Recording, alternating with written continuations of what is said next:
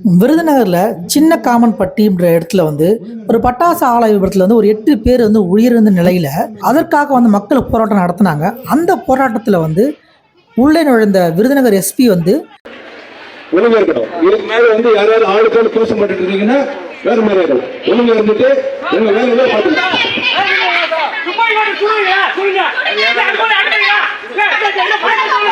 போராட்டக்காரர்களை பார்த்து ஒழுங்கா இருக்கணும், இல்லைன்னா வேற மாதிரி ஆயிடும் அப்படின்ற மாதிரி ஒரு மிரட்டல் தோணியில சொல்லியிருக்கிறாப்புல. அதை கேட்டு போராட்டக்காரர்களும் என்ன துப்பாக்கி சுடுவீங்களா அப்படின்ற மாதிரி எதிர்த்து கேள்வி கேட்டுக்கிறாங்க. ஏற்கனவே சிவகங்கையில அஜித்குமாரோட இறப்புக்கு அப்புறம் மீள முடியாத மக்கள்கிட்ட இந்த மாதிரி காவல்துறை அதிகாரிகள் பேசுறது ரொம்ப வருத்தம் அளிக்கிற விஷயமா இருக்கு, கண்டித்தக்க விஷயமும் இருக்கு.